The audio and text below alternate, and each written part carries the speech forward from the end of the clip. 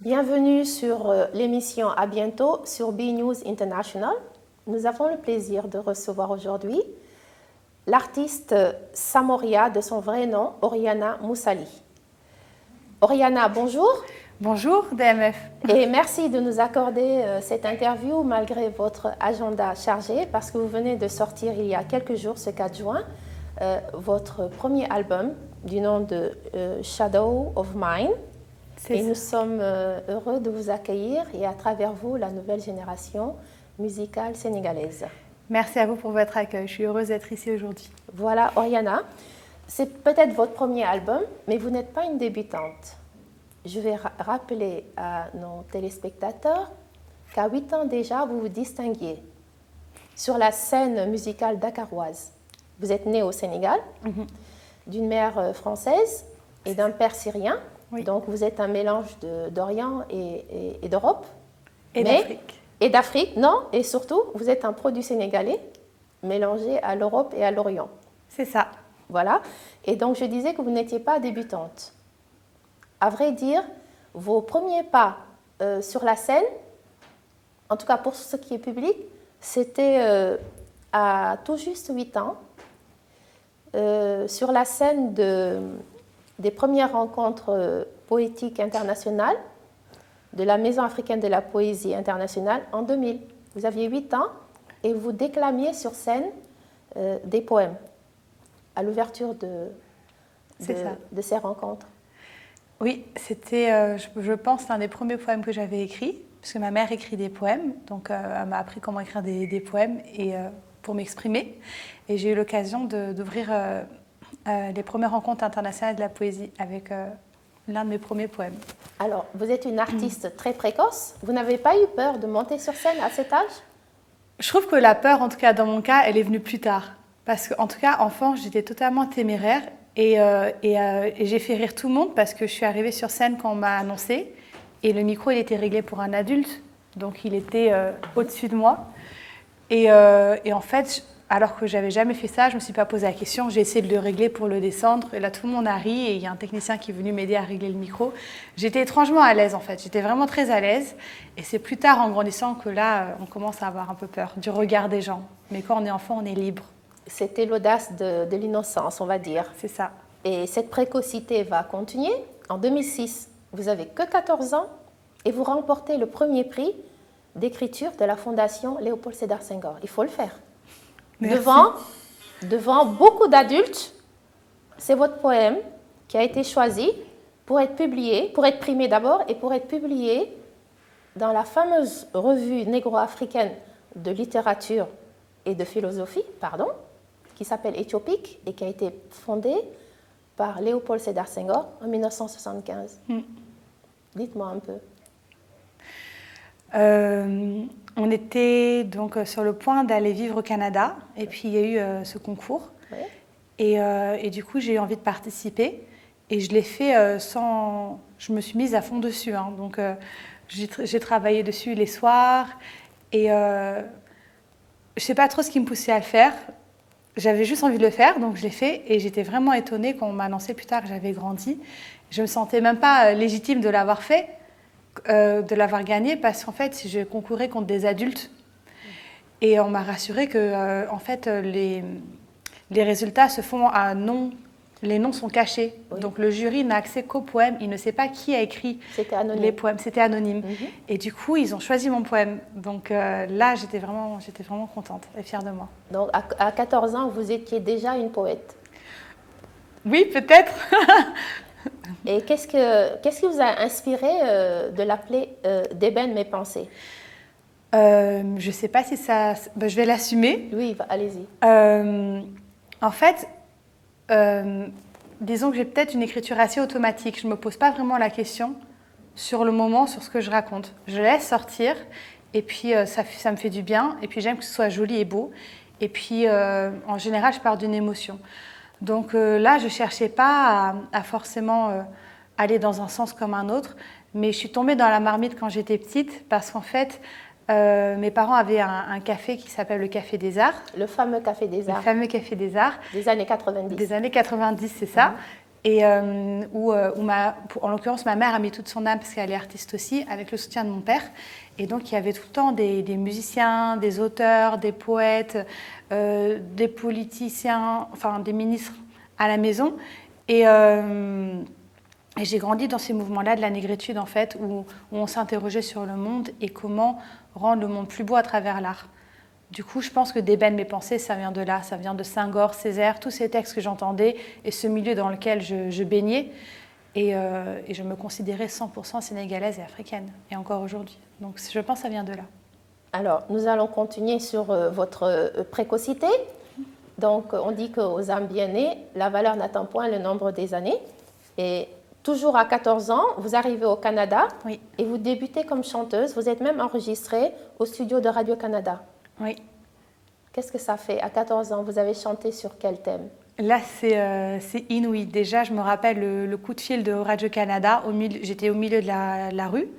Et là, je reçois un coup de fil et je dis oui, bonjour. Et c'était Radio-Canada qui m'annonçait qu'il m'avait repéré en train de chanter et qui m'invitait à enregistrer une chanson en studio. Qu'en fait, ils avaient organisé une formation d'un week-end avec à la clé l'enregistrement d'une chanson. Oui. Avec des professionnels du milieu pour promouvoir la francophonie. Et qu'en fait, à la dernière seconde, ils avaient remplacé la place de quelqu'un d'autre par moi parce qu'ils venaient me découvrir, en fait. Et du coup, là, honnêtement, je me suis retenue de sauter en l'air et de crier. J'étais super contente. Genre, ah bon, mais c'est super, c'est quand? Et ils me disent que c'est le lendemain. Et du coup, là, j'entre à la maison toute excitée. Maman, on m'a appelée pour enregistrer une chanson, c'est demain. Et c'est là que j'ai écrit ma première chanson. Et parce que je me dis, c'est bête d'enregistrer une chanson et de faire une reprise. Et donc, souvent, les choses, ça se fait comme ça. Quand c'est le moment, par la force des choses, ben, les portes s'ouvrent. Et là, j'avais cette occasion et ça m'a déclenché l'écriture de chansons. Et toujours, voilà, là, j'étais toujours dans une espèce d'écriture automatique. Cette chanson s'appelle « Tu n'es pas un homme ». Et avec les années, je me suis dit que c'était quand même très intéressant pour une jeune fille de 14 ans qui n'a jamais été dans des relations amoureuses, d'avoir cette image-là de l'amour, qu'en fait, quand une femme parle d'amour, elle parle à un homme en disant « Tu n'es pas un homme et ce n'est pas bien comme tu me traites, mais c'est plus fort que moi, j'arrive pas à résister, que tu me bafoues, quoi. » Et là, je me suis dit... Déjà du féminisme. Oui, je sais pas si... oui. Aujourd'hui, j'ai un peu peut-être de mal avec ce terme, mais on pourra en reparler parce que j'ai écrit une pièce de théâtre sur le sujet, justement. Oui. Mais oui, en tout cas, je me suis dit... C'est pas parce que je débarquais du Sénégal au Canada et là-bas, dans toutes les chansons, c'est des chansons anglaises. Je parlais pas encore anglais. Et quand j'ai appris l'anglais et que j'ai vu qu'en fait toutes les chansons sur lesquelles on dansait, c'était bouge tes fesses, frotte-toi contre moi, des choses comme ça, ça m'a tellement choquée. J'avais du mal à m'identifier à ça en fait. Et j'avais des copines qui étaient justement tout autour de moi. J'avais plein de copines qui étaient dans des relations un peu je ne sais pas si je peux dire abusives, mais en tout cas des relations où elles ne s'épanouissaient pas et elles acceptaient ça. Et moi, je pense que c'est une belle valeur que m'ont inculqué mes parents, c'est... la tolérance, la non-violence. Voilà, c'est ça. C'est ne laisse personne... Enfin, tu mérites d'être aimé. Ils m'ont donné de l'amour. Donc, quand tu es aimé, tu as envie d'être aimé. Le respect. Respecter les gens et se faire respecter. Voilà. Et c'est quelque chose avec lequel... C'est, je pense, un chemin toute une vie, mais déjà, c'est vrai que très jeune, ça me marquait fort et je ne comprenais pas que toutes ces chanteuses nous disent va te faire du mal. Moi, j'ai dit, il est hors de question que consciemment, en tout cas, je choisisse de me faire du mal. Et donc, j'ai trouvé ça parlant que ma première chanson, en tant que femme, je m'identifiais à une femme qui acceptait de se faire du mal. Donc déjà, Samoria, une claire conscience des enjeux de la société dans laquelle vous viviez à l'époque. Ce n'est pas fini. Vous allez à Paris, vous allez en France, oui. À Paris, poursuivre vos études dans une école des arts de la scène. Et oui. Là, on découvre, Samoria, que non seulement vous êtes chanteuse, vous chantez, mais vous dansez, vous écrivez, ça on le savait déjà, vous mettez en scène et vous jouez également. Oui. Sur des scènes, excusez du peu, le musée de l'Orangerie, le centre culturel algérien, le théâtre de la Plaine, l'espace Kraïberg, le théâtre Chaplin. Et vous participez même au Printemps des poètes et au Festival des 1500 coups. Oui. À 17 ans? À 16 ans, 17 ans? Un peu plus tard, parce qu'en fait, quand je suis arrivée à Paris, comme je ne savais pas quoi faire et que je voulais être sérieuse et rentrer dans le moule, donc j'ai fait une prépa en attendant de trouver. Et après, je suis allée en fac d'histoire. Donc là, c'était, je ne sais plus, 2000... À la Sorbonne? Ouais, à la Sorbonne. Oui. Et vous aussi? Non, mais parce que ma fille fait la fac d'histoire à la Sorbonne. Ah, d'accord, ok. Bon, ben voilà. Et c'était en 2013-14. Je suis allée à un concert des Rolling Stones à Londres. Et là, je me suis dit, mais elle est là à ma place, en fait. Du coup, fais machine arrière. Je suis allée dans cette école et c'est là que j'ai eu toutes ces opportunités qui étaient vraiment... C'est là-bas que vous avez trouvé votre voie? Que j'ai trouvé ma voie, oui. Alors, Samoria, donc vous devenez une artiste complète, c'est-à-dire une artiste à l'américaine. Non seulement on chante, mais on danse, on joue, on met en scène. On est un artiste vraiment complet. On n'est pas seulement un instrument, mais on joue tous les rôles de son art. On peut tout faire. On est complet. C'est une autre vision de la chanson, de l'entertainment, comme on dit. Vous savez tout faire un peu à la Claude François. Voilà.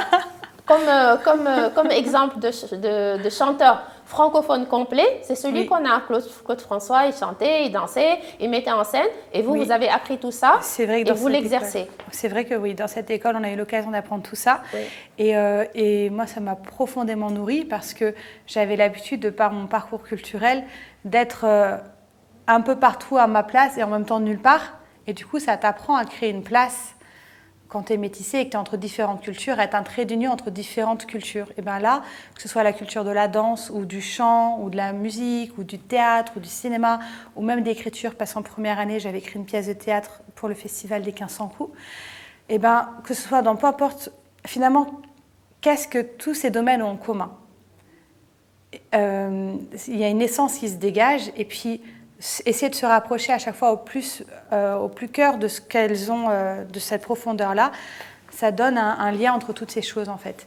C'est comme grandir au Sénégal, un petit peu au Mali aussi, avec d'un côté une communauté syrienne, d'une autre une communauté française, d'une autre une communauté sénégalaise, ensuite aller au Canada. Finalement, toutes ces cultures ont des différences, mais elles ont des choses qui leur sont propres. Et dans l'art, c'est la même chose. Il y a des déclics en fait qui sont pareils. Je vous donne un exemple, par exemple en danse. Pour que la chorégraphie soit dynamique, on peut parler des différentes hauteurs, donc parce que je suis fan de danse. Donc on peut aller au sol, et ensuite au milieu, et ensuite en l'air. Et c'est ces changements de dynamique qui gardent l'attention du téléspectateur et qui créent de l'émotion. Et bien on a la même chose en musique, avec des nuances. C'est ce que j'ai appris à Radio-Canada quand j'ai enregistré ma première chanson. Ils m'ont formée en fait à garder l'intensité pour la fin de la chanson. Donc on crée différents volumes, comme à la danse où on est tantôt au sol, tantôt en l'air. En musique, c'est pareil. Des fois, il y a des moments tantôt calmes, tantôt explosifs. Et dans une histoire aussi, finalement, le mécanisme de fond est pareil. Et ensuite, on joue sur les formes. et Samoria, oui. Qu'est-ce que tout cet apprentissage-là, tous ces apports-là, ce métissage culturel et biologique, puisque vous êtes issus de 3 continents, l'Europe, l'Arabie ou l'Asie, on va dire, le Proche et le Moyen-Orient, et l'Afrique. Oui. Cette complétude en tant qu'artiste, chanter, danser, écrire, mettre en scène, qu'est-ce que ça vous a appris sur vous-même et sur vos rêves? Voilà. Oui, je veux dire, est-ce que c'est ça qui vous a décidé à retourner au Sénégal, à retourner au pays natal, je devrais dire, puisque vous êtes né au Sénégal? Parce qu'après tout ça, vous allez effectuer un retour en zone. Oui, c'est ça. Vous revenez au pays natal. C'est vrai qu'à force de vagabonder, ma mère avait le syndrome du, je ne sais pas comment on va appeler ça, du voyageur. Oui. Et donc elle nous a ouvert plein de portes, mais on déménageait tout le temps. Oui. À une période, je me faisais même 2 écoles par année. Donc quand je suis allée en France et que j'ai fondé ma propre famille, j'ai eu besoin de revenir aux sources et de poser mes valises. J'avais envie de retrouver qui j'étais après tout ce moment et ces mouvements qui vont un peu dans tous les sens.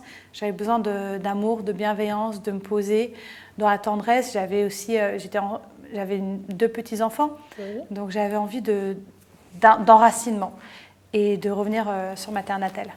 Oui, de leur montrer votre lieu de naissance, l'endroit d'où vous veniez. Qu'ils puissent courir sur la plage, grimper aux arbres, jouer avec les enfants dans le quartier. Vraiment, Faire ce que vous aviez fait. Voilà, je trouvais que j'avais une enfance tellement ouverte Oui, et riche. oui.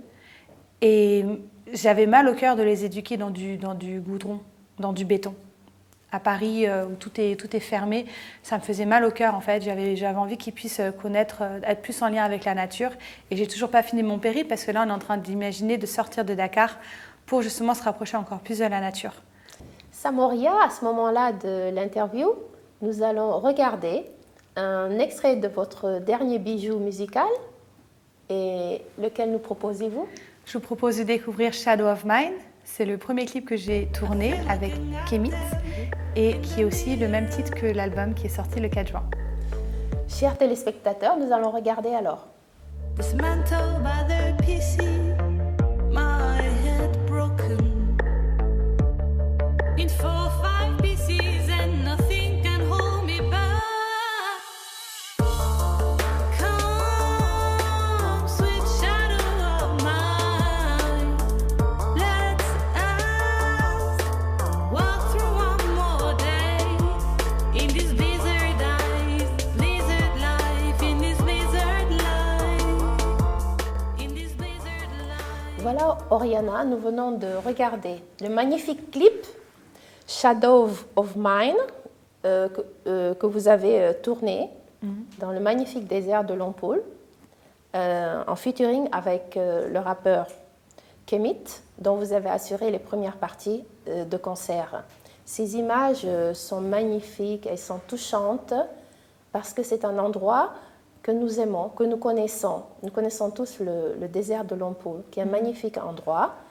Et nous ressentons beaucoup de nostalgie quand nous regardons ça. Les images sont magnifiques, franchement. Merci. Et est-ce que vous avez ressenti, qu'est-ce que vous avez ressenti quand vous étiez là-bas? Déjà, les déserts, j'ai une affinité particulière avec tous les endroits qui respirent. Quand tu as un endroit où tu n'as pas de limite et tu te sens libre, ça peut même donner le vertige. Mais c'est vrai qu'une journée de tournage, tu es dans le tournage, il faut faire vite parce que c'était pendant le corona, donc on avait un couvre-feu. On est parti à 5h du matin et les autoroutes fermaient à 19h, alors que c'est à 3h de Dakar. Oui. Du coup, on était vraiment, moi c'est vrai que j'étais très concentrée sur tac, tac, tac, le time et faire toutes les prises avant la fin de la journée. Mais c'était très agréable de tourner à Lompoul, j'ai envie d'y retourner. C'est vrai. Et les images étaient vraiment très belles, les mélodies aussi. C'était vraiment très bien fait. Les images étaient très belles, n'est-ce pas? Et en juillet de 2020, de l'année dernière, donc, vous rencontrez Bilim Records. C'est ça. Qui vous enregistre un album de 11 titres. Alors, en fait, l'histoire de cet album, elle a commencé d'abord avec une amitié avec donc Kemit, qui est un artiste rappeur, que j'avais rencontré quand j'avais organisé une exposition à la Biennale. Lui, il venait de sortir son clip Martyr Luther Queens, qui est un clip en hommage à des femmes fortes et noires. Et comme c'était un thème qui revenait dans mon exposition, j'ai cherché à le contacter parce que artistiquement, ce qu'il faisait me plaisait. Et puis, depuis cette période-là, dès qu'il avait l'occasion, il m'invitait à remonter sur scène parce que c'était une période où mes enfants et ma famille étaient devenus prioritaires dans ma vie et ça prenait le pas sur ma vie artistique. Et donc, chaque fois qu'il avait l'occasion, il m'invitait sur scène. Et pendant la période de Corona, j'ai eu une grosse remise en question. Et je l'ai appelé, ça faisait longtemps qu'il me proposait d'enregistrer au studio Bilim Records qu'il avait lancé. Et je lui ai dit, vas-y, je suis prête, on fait ça. Et donc, on s'est lancé dans ce projet en coproduction. Donc, c'est un projet qu'on a produit à 2. Au début, ça devait juste être un EP, donc un petit CD de 6 titres. Et puis, ça s'est transformé en album de 11 titres, en fait. Parce que pendant l'enregistrement de l'EP, mon oncle est tombé très malade et il nous a quittés dans le mois. Et donc, je me suis rendu compte que la vie était courte et j'ai accepté sa proposition de continuer sur un album. Parce que j'avais beaucoup de doutes, j'hésitais. Je me suis dit, on va limiter la casse, on y va doucement quand même. Et puis là, je me suis dit, mais on n'a qu'une vie, quoi. Soyons fous, allons-y, parce que demain, c'est trop tard. Exactement. Et donc, vous avez également,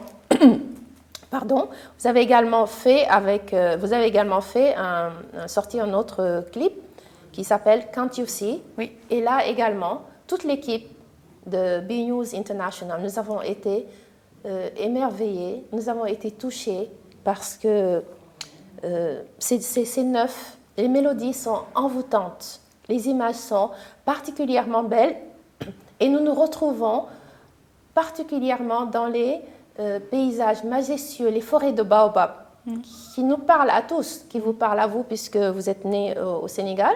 C'est notre arbre emblématique. Nous aimons ses fruits également, qui sont délicieux. Et donc,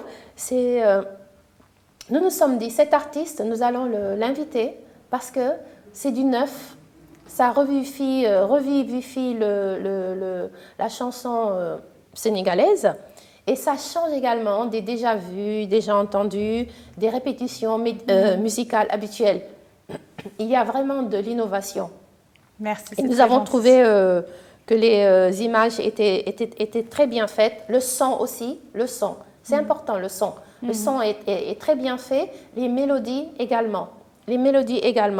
Et puis bon, les paysages magnifiques. La Mama Africa, le sage africain, la forêt de baobab, le Simbacat, n'est-ce pas? Et puis voilà. Donc, pouvez-vous nous parler donc de Can't You See? Can't You See, c'est à la fois la musique et le clip, c'est des choses que j'ai vraiment faites avec le cœur en fait, parce que c'était une de mes chansons médicaments. Ça faisait un moment que je faisais la politique de l'autruche sur quelque chose, et là la coupe était pleine, il fallait que ça sorte. Et je me suis mise à mon piano, et puis Can't You See est sorti. Et ça m'a fait déjà beaucoup bien de la sortir. Et ensuite, avec la composition de Yann Money derrière, qui a terminé de la composer, ça a donné cet effet-là qu'elle est aujourd'hui.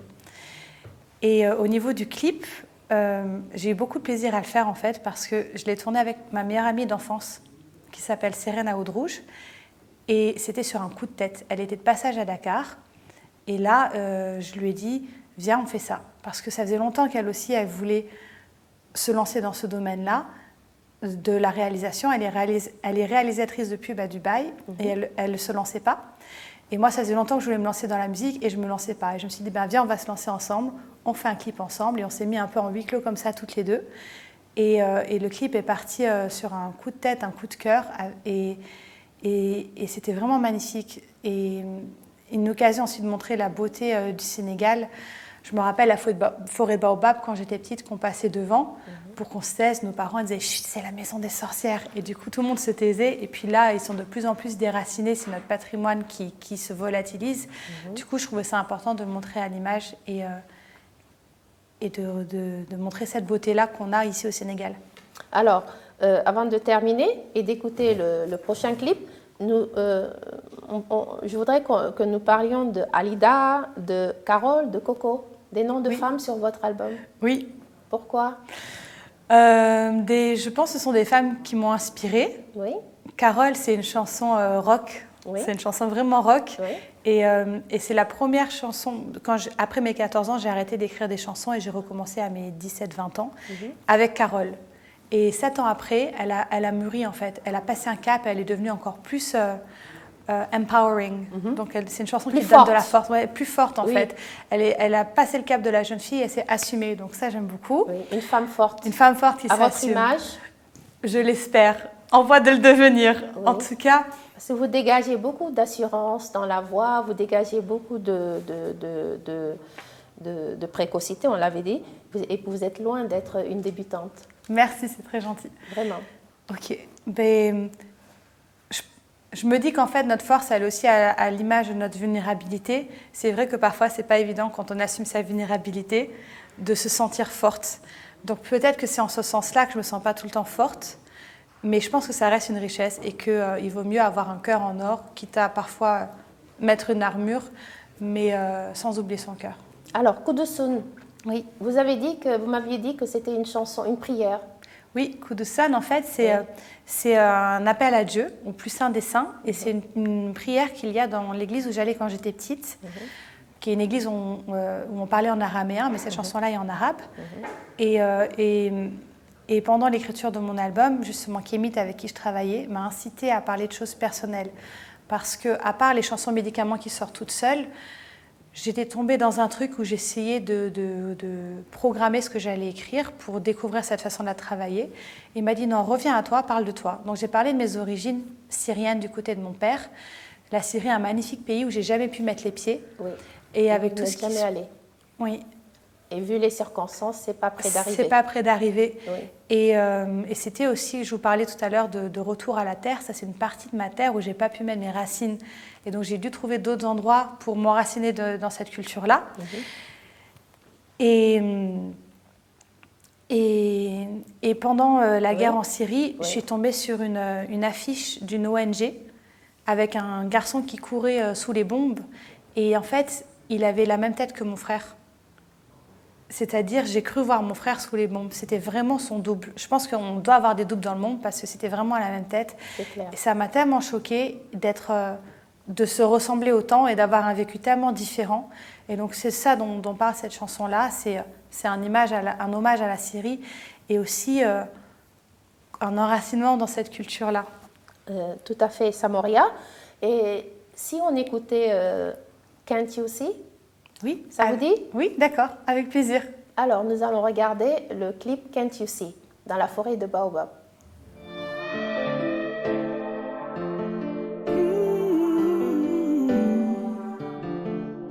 When I hear you coming home, sense you getting close, feel you going by. Where is the love? Can't you see she's looking at you? Voilà, nous venons de regarder le clip Can't You See. Je crois que vous vouliez me dire quelque chose sur la chanson Alida. Oui. Samoria, je vous écoute. Merci. Je rebondis sur ce que vous me disiez sur le fait qu'il y ait beaucoup de femmes dans cet album. Oui. Alida, c'est une chanson que je tenais vraiment à mettre dedans. Pourquoi? Parce que quand j'ai débarqué à Paris et que j'ai vu toutes ces images de publicité qui montraient la femme d'une certaine manière, les femmes d'une certaine manière, et ensuite plus tard dans mon école des arts, j'avais des copines qui me disaient certaines choses sur elles et moi j'en pensais d'autres sur moi-même. Je me suis dit que c'était quand même dommage d'être si dur avec soi-même et que notre vraie beauté, elle était au fond de nous, qu'il n'y avait pas besoin de se débrider les yeux, de se blanchir la peau, de faire des régimes, de se lisser les cheveux ou de se mettre des extensions dans les genoux pour grandir, qu'en fait notre beauté et notre bonheur, il était au fond de nous. La beauté, la vraie beauté, elle est intérieure. Elle est intérieure. Et peu importe la couleur de notre peau, la texture de nos cheveux, La forme de nos yeux. La forme de nos yeux. Ce qui compte, c'est ce que nous avons au fond du cœur. C'est ce ça. que j'avais l'habitude de dire à ma fille quand elle était petite. Et je le vois même avec ma fille qui du coup est métisse, qui revenait à la maison et me disait « mais maman, j'aime pas mes cheveux ». Et moi-même, quand j'étais petite, j'étais dans une école protestante, j'étais la seule blanche, et je rentrais à la maison en pleurant en disant « mais maman, papa, je suis pas comme les autres, je suis pas belle ». Donc en fait, c'est important de montrer aux femmes qu'elles sont belles comme elles sont, et de les aider à prendre confiance en elles, de ce côté-là. Et c'est encore plus important de l'apprendre à nos enfants, avant qu'elles deviennent des jeunes filles, leur apprendre que ce qui est important, c'est ce qu'il y a au fond du cœur et dans la tête, leur apprendre des belles choses. Voilà, Samoria, merci beaucoup d'avoir accepté de répondre à nos questions. Merci à vous pour l'invitation, je suis très heureuse d'avoir été conviée ici. À bientôt chez B-News International avec DMF. Et donc, j'espère que c'est le début d'une longue suite d'entretiens avec la presse et nous vous souhaitons le plus grand succès pour votre album Shadow of Mine. C'est ça. Et j'espère que tous les autres qui l'écouteront seront enchantés comme nous, seront fascinés par la beauté de vos images, par votre voix. Vous êtes une chanteuse qui a de la voix et par la douceur de vos mélodies. Merci à vous aussi, chers téléspectateurs. C'était l'émission À bientôt avec Samoria. Je vous dis à bientôt sur B News International.